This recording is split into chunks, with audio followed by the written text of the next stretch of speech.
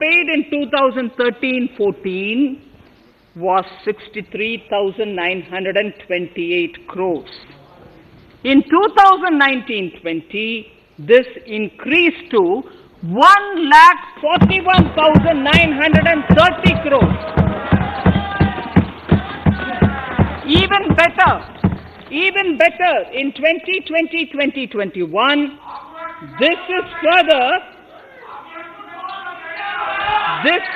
in 2020-21, this is further estimated, and I'm saying this is further estimated because the procurement is ongoing, and therefore I can't give you the final figure. This is further estimated to increase to 1,72,752 crores. The number of farmers benefited increased from 1.24 crores in 2019-20 to 1.54 crores in 2020-21. In the same way, Honorable Speaker, sir, in the case of pulses, the amount paid in 2013-14 was 236 crores. In 2019-20, this was increased to 8,285 crores. Now in 2021, it is at 10,530 crores. More than 40 times increase from 2013-14. The receipts to cotton farmers have seen a stupendous increase from 90 crores in 2013-14 to 25,974 crores I'm giving you data as of 27th January 2021. This is bound to increase. From 90 crores for cotton farmers in 2013-14 to 25,974 crores in 2021. All the details in complete narration is available in Annexure 4 to my speech. Early this year, Honorable Prime Minister had launched the Swamitva scheme. Under this, a record of rights is being given to property owners in villages. Up till now, about 1.80 lakh property owners in 1,241 villages have been provided cards. I propose during 21-22 to extend this to cover all states and union territories. To provide adequate credit to our farmers, I have enhanced the agricultural credit target to 16.5 lakh crores in this year. We will focus on ensuring increased credit flow to animal husbandry, Pashupalan, dairy, and to Matsyakar, to the fisheries.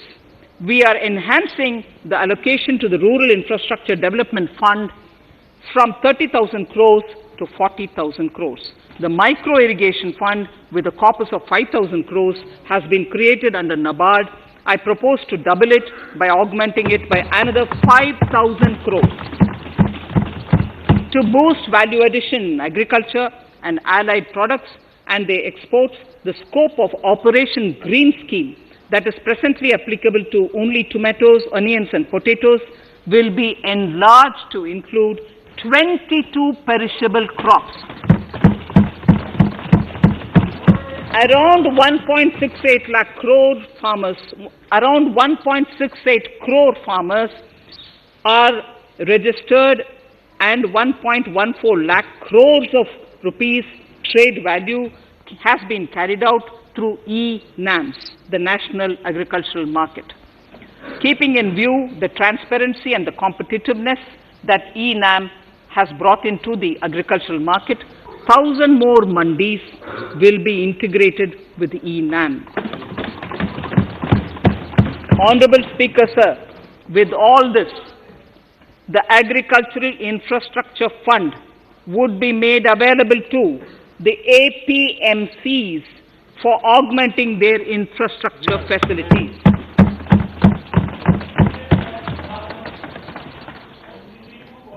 Fisheries. I am proposing substantial investments in the development of modern fishing harbors and fish landing centers. To start with, 5 major fishing harbors, Kochi, Chennai, Visakhapatnam, Paradip, and Petua Ghat, will be developed as hubs for economic activity. We will also develop inland fishing harbors and fish landing centers along the banks of rivers and waterways. Seaweed farming is an emerging sector with potential to transform the lives of coastal communities. It will provide large-scale employment and additional incomes.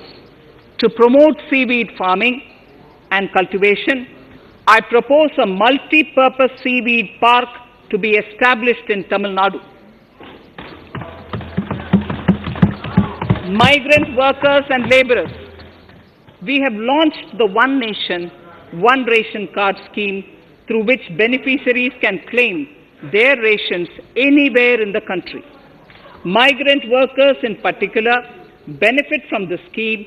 Those staying away from their families can partially claim their ration where they are stationed, while their family in their native places can claim the rest. I am happy to inform you that One Nation, One Ration Card plan is under implementation by 32 states and union territories, reaching about 69 crore beneficiaries. That's a total of 86% beneficiaries covered. The remaining 4 states and UTs will be integrated in the next few months.